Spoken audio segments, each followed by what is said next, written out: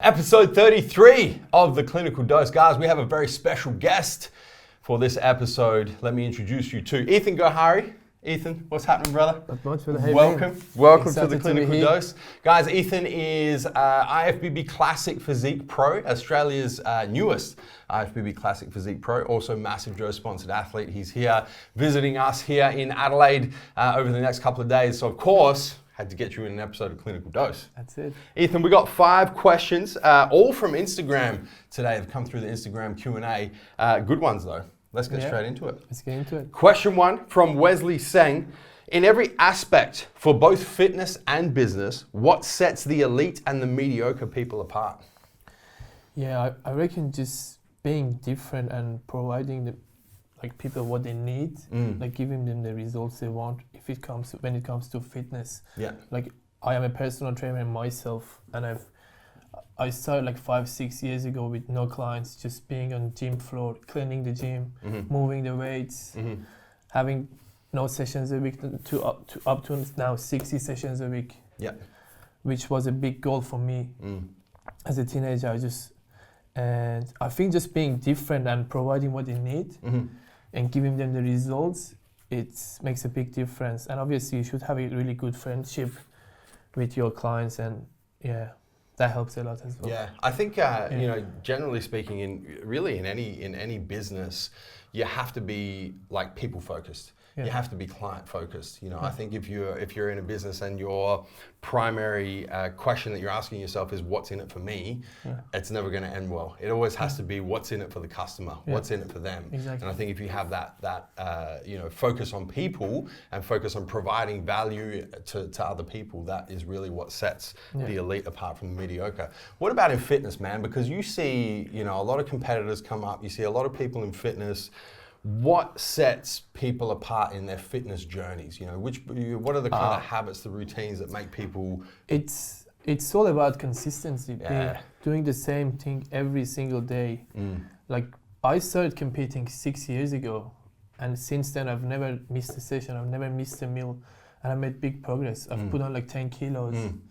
And my life just has completely changed. Bodybuilding is everything to me now. The consistency it's just changed my life, It's such a It's all about the consistency. Yeah, it's such a huge thing. Like even on off season or on season, I'm still dieting. Obviously, I'm eating more food, but I hit the macros. I'm still training hard. And you see that with your clients as well? The ones that are the most consistent are the ones that generally get the best results, right? 100%. The one thing I've been thinking about this, it's funny with this question because I've been thinking about this a little bit recently, is consistency works in both directions, right? You have to be, consistency is the key, but you have to be consistently good. Because if you're consistently bad, you're going to end up with shit.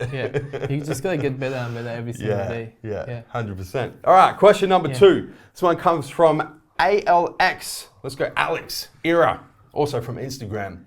Best tips for a teen bodybuilder, and what did you wish you knew at 14 to 16 years old that you know now? I'd say the diet.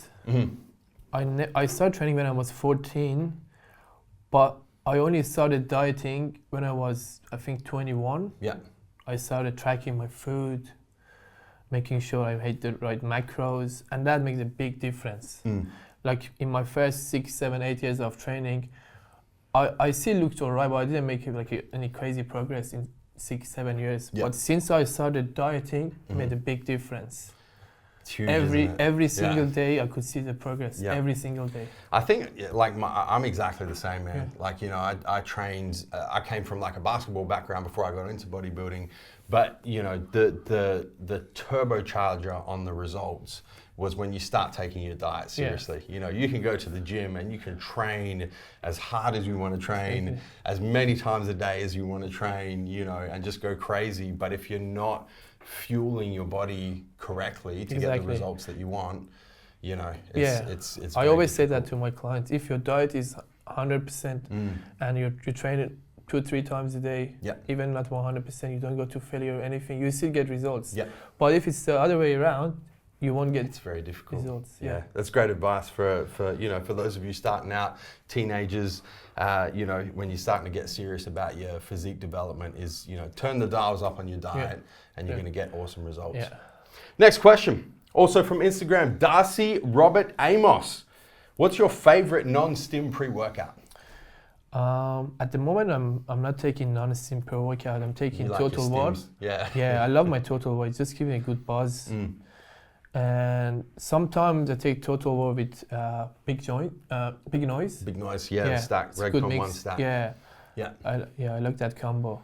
Yeah, that's pretty much my favorite. Yeah. Well, I'm training completely non-stim at the moment. Yeah, I haven't had a stim-based pre-workout for 3 months. Yeah, that's crazy. Yeah. Man, I would say, Darcy, I've got two that are my favorite non-stim pre's at the moment. One of them is Primabolics Grind, which I think is absolute world-class in terms of formula. Really good for the mental focus side of things as well. And then on the other side is Core Pump, the new version of Core Pump. Those would be my top two. Stim-free pre-workouts.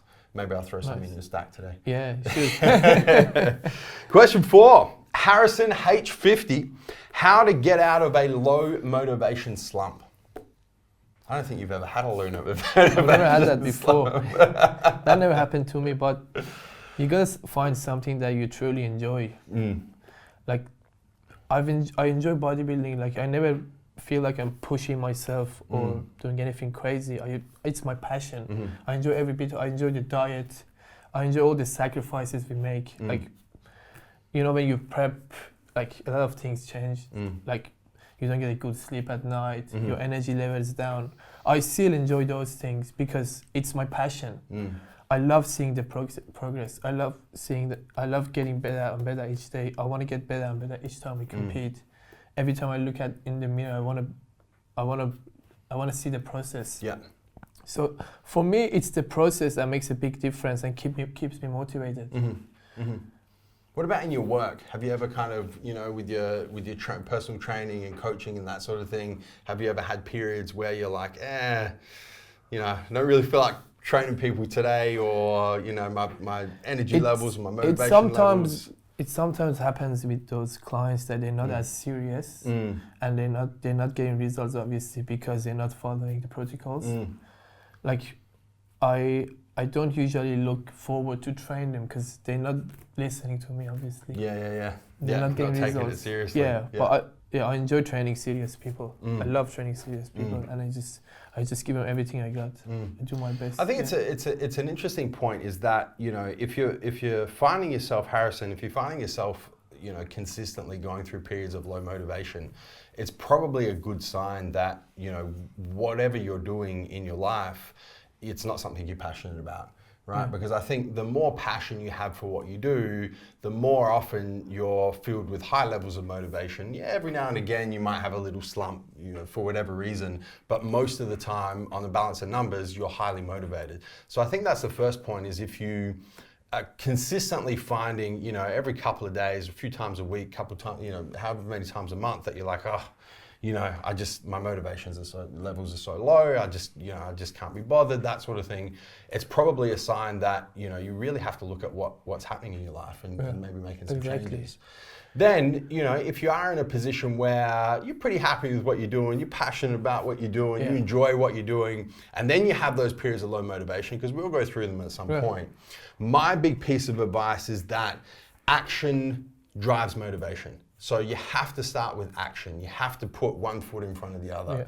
And once you start building that momentum, that's how you build motivation in the positive, on the upside. It starts with action. Action drives motivation. Motivation drives more action. And you start leveling up in terms of your motivation. So if you do find yourself in a period of low motivation, a slump, start with action in a positive direction. Last question. Gavin Larry, 22, from Instagram. How are you today pushing yourself outside of your comfort zone?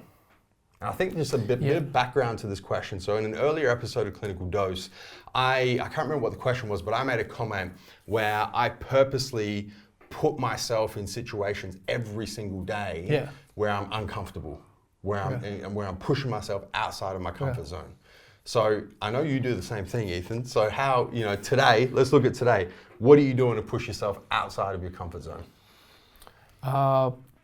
So for me, I make sure I don't like being average. Like, I don't like going out, eating, drinking, or whatever. I make sure all my meals and everything is on point. I make sure my training is on point. And how I stay motivated is, I already answered to this question. I think it's my passion. I truly enjoy this. So in order to get better in this, there is certain things that I can do, and there's certain things that I cannot do. Like for example, I used to play soccer before I start bodybuilding. Yeah. Now I don't play soccer at all. Why? Because what if something happens to my knee, or what if I get injured? Then my career is gone forever. Yeah, that's pretty much it for me. I can tell the viewers something that you're doing today that pushes you outside of your comfort zone. Yeah. You're doing it right now. Yeah. This one. This is Ethan's first ever filmed video that he's recording right now. Yeah. We mentioned just off camera that it was like you feel a little bit uncomfortable about doing this. So there you go, man. Gavin, for myself, man, it's 11 a.m. at the moment, so I can tell you already this morning, I trained this morning, right? I tried to push weights that I haven't pushed before for reps that I haven't pushed before. I'm trying to progressively overload, which is uncomfortable immediately, right? To go through that pain, to go through that the threshold of what you haven't done before. Yeah. So that's something uncomfortable. I have a cold shower every morning. I had a cold shower this morning. It's freezing here in Adelaide at the moment. Yeah. So the water came out at like 5 degrees or something ridiculous. It was painful. That's how cold it was. Immediately. So, a couple of things that already in the first few hours of the day I've done to push myself outside of my comfort zone, and it's something that's very important to me because I think it's as we know, it's the way you level up, man. You gotta continuously overload. Yeah, you gotta get better and better. You gotta I always make sure I'm progressively overloading. Yeah. Every single exercise I do, I track all the weights, every single exercise, not just only for the big ones. And that has actually made a big difference. Since I started doing that, it's my physique, it just changed rapidly. Well, because you're uncomfortable. Yeah. You're pushing yourself outside of your comfort zone. Yeah. It's crazy how that works, right? Yeah, it is. It is.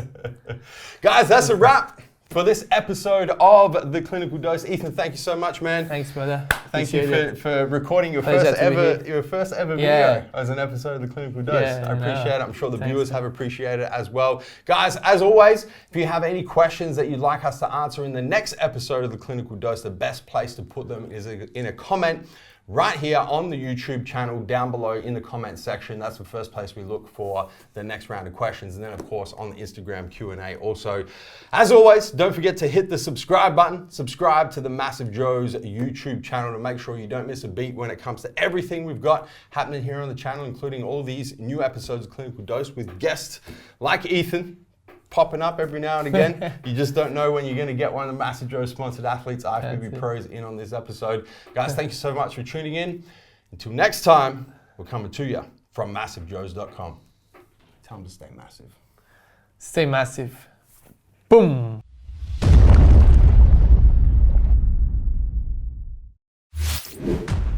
Thank you for tuning in to this video. We hope you enjoyed watching. Don't forget to check out our latest upload and our recommended video, and be sure to subscribe to the Massive Joe's YouTube channel to stay up to date with all of our latest uploads.